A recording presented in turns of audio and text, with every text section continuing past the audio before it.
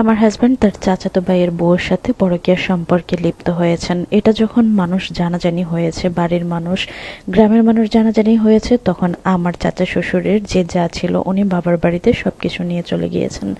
আমার ওই বাসুর প্রবাসে ছিলেন, যার কারণে আমার হাজব্যান্ড সুযোগ পেয়েছেন। আমার হাজব্যান্ড যেহেতু চাকরি করেন বাড়িতে থেকেই, সেহেতু ওনার এই সুযোগ সুবিধাটা অনেক বেশি ছিল। কারণ আমার যে চাচা শ্বশুর শাশুড়ি, ওনারও অনেক বয়স্ক মানুষ, শুধুমাত্র ছেলের বউ এবং নায়নাতকর ব্যতীত সংসারে আর কেউ থাকে না।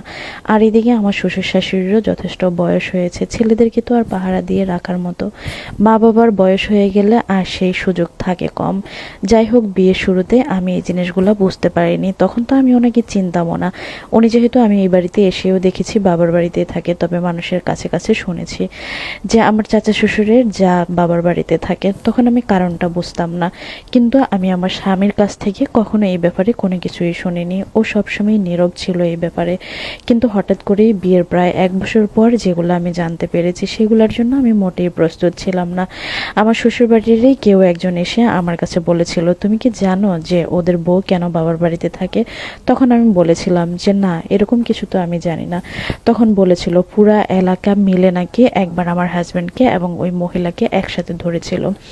তখন নাকি গ্রামবাসী অনেক আগ থেকে পাহারা দেওয়া শুরু করেছে। একবার হাতে নাতে একই ঘরে বন্দি করা হয়েছে। কিন্তু আমার যে চাচা শ্বশুরের বাসুর আছে, উনি ওনার বউকে অনেক বেশি ভালোবাসেন, বিশ্বাস করেন, যার কারণে গ্রামবাসীর মানুষের কথা উনি বিশ্বাস করেননি। উনি ওনার বউকে ওনার শ্বশুর বাড়িতে পাঠিয়ে দিয়েছেন। এদিকে আমার স্বামী তার সাথে এত গভীর সম্পর্কে লিপ্ত হয়েছে, সে আর এই পথ থেকে ফিরে আসতে পারেনি, যার কারণে সবসময় তাদের বাড়িতে চলে যেত, মানে আমার জায়ের বাবের বাড়িতে চলে যেত। সেখানে গিয়েই তাদের পরকীয়া সম্পর্ক আরো বেড়ে গিয়েছে। আমি জানতাম না এই 1 বছরে আমার হাজব্যান্ড বহুবার আমাকে ঠকিয়েছে। সবসময় কোনো কাজে বন্ধু বান্ধব, এখানে যাব ওইখানে যাব, এরকম আমাকে বুঝিয়ে সুঝিয়ে সে চলে যেত তার বাবার বাড়িতে। কিন্তু আমি তখন পর্যন্ত তাকে বিশ্বাস করেছি।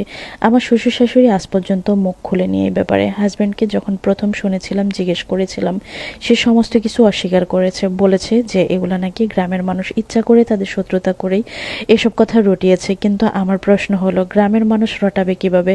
যদি বাড়ির মানুষ একান্ত কিছু অংশ বলতো, তাহলে আমি বিশ্বাস করতাম যে হয়তোবা হিংসা করে রটিয়েছে। কিন্তু গ্রামের মানুষ যা বলে ঠিক বাড়ির মানুষও তাই বলে। তাই আমি অনেক বেশি কষ্ট পেয়েছি। এখন আমি কনসেপ্ট করেছি, আমার 2 মাস প্রেগনেন্সির চলে, কিন্তু আমি খুব অসহায়। আমি আমার সন্তানকেও নষ্ট করতে পারবো না, এমনকি আমার স্বামীকে ছেড়েও যেতে পারবো না। কিন্তু আমি জানি আমার হাজব্যান্ড প্রতিনিয়তই আমাকে ঠকায়, মিথ্যা কথা বলে। সে ওই মহিলার সাথে এখনো থাকে, এমনকি তার বাবার বাড়িতে প্রতিনিয়তই যাচ্ছে। আমার ঘরে অনেক সময় খাবারটাও ঠিকমতো আনতে পারে না আমার স্বামী, কিন্তু ইনকামের সমস্ত টাকা ধরতে গেলে ওই মহিলার পিছনেই খরচ করে। এই 1 বছরে আমি একবার ওই মহিলাকে দেখেছিলাম, তাও একটা মার্কেটে দেখেছিলাম। আমি আমার স্বামীর সাথে মার্কেট করতে গিয়েছিলাম, কিন্তু সেখানে ওই মহিলাটা উপস্থিত ছিল। তখন তো আমি এই কাহিনীটা বুঝতে পারিনি, জানতাম না যে ওরা আগে থেকে প্ল্যান করেই ওই মার্কেটে একসাথে শপিং করতে এসেছিল। তখন আমার হাজব্যান্ড ওনাকে একটা 3 পিস এবং ওনার বাচ্চাকে একটা ড্রেস কিনে দিয়েছিল। আমি খুব স্বাভাবিকভাবেই নিয়েছিলাম যে মার্কেট করতে এসেছি, তাদের সাথে দেখা হয়েছে। কিন্তু আস্তে আস্তে যখন বাড়ির মানুষের কাছে এই কটু কথাগুলো শুনতে শুরু করেছি, তখন আমার সব কিছু মনে পড়েছে, অনেক খারাপ লেগেছে। শুধু একটা প্রশ্ন করেছি, আপনি আমাকে ঠকিয়েছেন, প্রতিটা মুহূর্তে ঠকিয়ে যাচ্ছেন, কিন্তু আমি জানি না আমার স্বামী ঠিক তার কাছে কি পায়।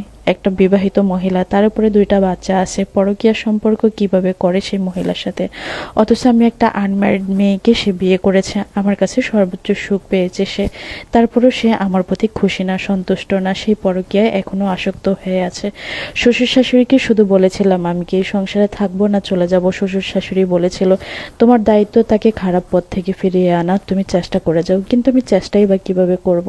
কারণ ওই মহিলা থাকে বাবার বাড়িতে, আমি তো হাতে নাতে কোনো কিছুই ধরতে পারছি না। আমার হাজব্যান্ড ইদানিং নতুন একটা সিস্টেমে এখন ওই মহিলার সাথে দেখা করে, দিনের বেলা দেখা করে।